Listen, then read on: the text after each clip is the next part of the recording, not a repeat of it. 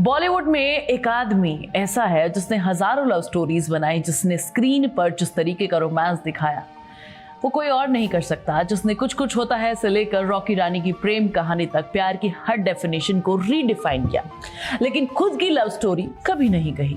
नाम है करण जौहर, उम्र है 52 साल, बॉलीवुड का सबसे पावरफुल फिल्म मेकर, धर्मा प्रोडक्शन का सीईओ, कॉफी विद करण का होस्ट और 2 बच्चों के सिंगल फादर।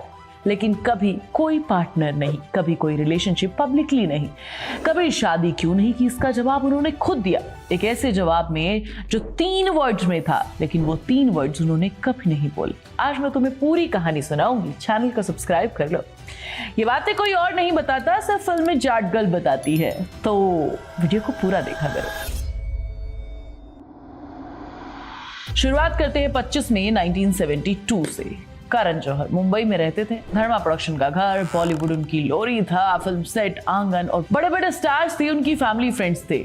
लेकिन एक बात थी जो इस ग्लैमरस घर में नहीं थी, एक ऐसा इंसान जो करण को एग्जैक्टली वो फील करवाए जो करण फील करना चाहते थे। करण ने अपनी किताब द एन अनसूटेबल बॉय में लिखा है, जब मैं बड़ा हो रहा था मेरे दिमाग में 100 इश्यूज थे। सेक्स का ख्याल था, मुझे ऑकवर्ड फील कराता था। मैंने सोचा क्या मैं एसेक्सुअल हूं? मैं क्यों फील नहीं कर पा रहा हूं कुछ भी? यहाँ पर क्या हो रहा है? मेरे दिमाग में बहुत टर्बुलेंस था। एक 15 साल का लड़का बॉलीवुड के ग्लैमर से घिरा हुआ है और अंदर से कंफ्यूज्ड है, डरा हुआ है, घबराया हुआ है, अकेला है। आज लोग सोचते हैं कि मेरे पास सब कुछ है, लेकिन मैं वो नहीं हूं बिल्कुल भी। मेरे लिए सेक्स बहुत पर्सनल, इंटीमेट फीलिंग है। मैं कैजुअली नहीं कर सकता, मुझे इसमें इन्वेस्टमेंट चाहिए होता है। एक ब्रेव कन्फेशन था, लेकिन सबसे इंपॉर्टेंट बात अभी आना बाकी था। करण ने पब्लिकली कहा, everybody knows what my sexual orientation is, है ना, हर कोई जानता है इस बारे में, लेकिन ऑफिशियली कभी कुछ नहीं कहा। करण ने लिखा, मैं वो 3 वर्ड्स नहीं बोलूंगा, इसलिए नहीं कि मुझे शर्म आती है, बल्कि इसलिए कि मैं ऐसे देश में रहता हूं जहां ये 3 वर्ड को बोलने पर मुझे जेल हो सकती है ना। इंडियन पीनल कोड 377 जो 2018 तक होमोसेक्सुअलिटी को इलीगल मानता था। करण जौहर ने अपनी किताब 2017 में लिखी थी और उस वक्त ये 3 वर्ड पब्लिकली बोलना इलीगल, डेंजर में आता था। डर था कि कहीं मैं पकड़ा ना जाऊं, लेकिन ये रियल था और इसी डर ने एक ऐसी जिंदगी बनाई जो सबके सामने थी, लेकिन सबसे छुपी हुई थी। करण ने एक और बात लिखी जो बहुत इंटरेस्टिंग थी, मुझे अभी किसी भी सिंगल आदमी के साथ देखे जाने का डर रहता है, लोग सोचेंगे कि मैं उसके साथ सो रहा हूँ। ये एक ऐसे इंसान की फ्रस्ट्रेशन थी जो न खुलकर बोल सकता था, न खुलकर जी सकता था। और फिर एक और बात, करण जौहर ने लिखा कि एक र्यूमर था जिसमें उनका और शाहरुख खान का नाम था, और इस र्यूमर ने मुझे बहुत तकलीफ दी। 2 बेस्ट फ्रेंड्स और एक र्यूमर ने उनकी दोस्ती को पब्लिकली बहुत जलील किया, करण को भी और शाहरुख खान को भी। दोनों ने इस बात पर पब्लिकली कुछ नहीं कहा। फिर 2017 में एक नया सफर शुरू हुआ।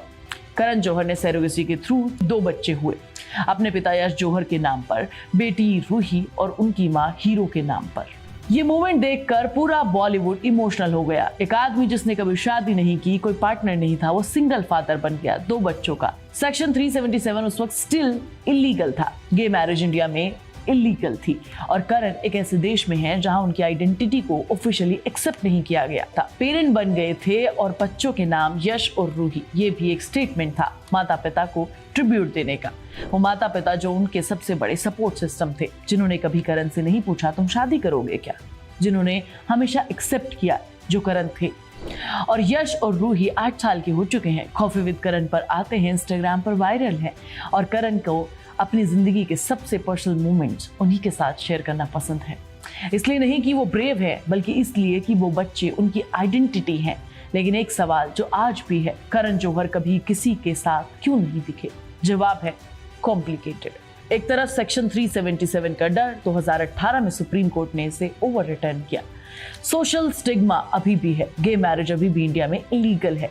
दूसरी तरफ करण का public persona, coffee with Karan, Dharma production, Bollywood का मोस्ट पावरफुल नेम, अगर वो ओपनली किसी के साथ रिलेशनशिप में होते तो वो रिलेशनशिप इंडस्ट्री की सबसे बड़ी गॉसिप बन जाता। तीसरी बात, करण ने खुद कहा, सेक्स मेरे लिए बहुत पर्सनल चीजें हैं, रिलेशन मेरे लिए बहुत पर्सनल चीजें हैं, इमोशनली इन्वेस्ट करना इसमें मुझे पसंद है, और शायद उस लेवल का इमोशनल इन्वेस्टमेंट किसी के साथ नहीं हुआ। या हुआ और दुनिया को पता नहीं चला।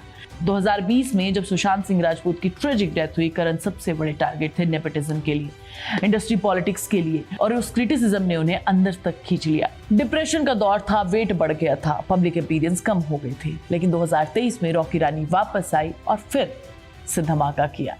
करण को पद्मश्री अवार्ड ऑलरेडी मिल चुका था 2020 में, लेकिन पर्सनल लाइफ अभी भी वैसी ही थी। करण जौहर अनमैरिड हैं और आज की डेट में उनके पास सब कुछ है, दौलत है, पैसा है, दोस्त है, 2 बच्चे हैं, है ना, जो उन्हें एग्जैक्टली जानते हैं, SRK, काजोल, फराह। लेकिन एक बात जो शायद कोई नहीं जानता वो ये कि वो 3 वर्ड जो उन्हें सबसे ज्यादा अनकंफर्टेबल करते हैं वो करण कभी नहीं बोलते। और 2018 के बाद जब सेक्शन 377 ओवर रिटर्न हो चुका है, वो 3 वर्ड बोलने की जरूरत नहीं है, क्योंकि करण ने कहा था एवरीबॉडी नोस कि मैं क्या हूँ।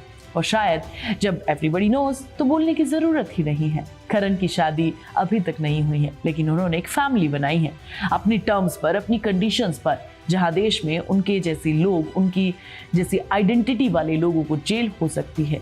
वहां पर चुप रहना और इस तरीके की ब्रेव स्टोरी दिखाना अपने आप में बहुत बड़ी बात है ना।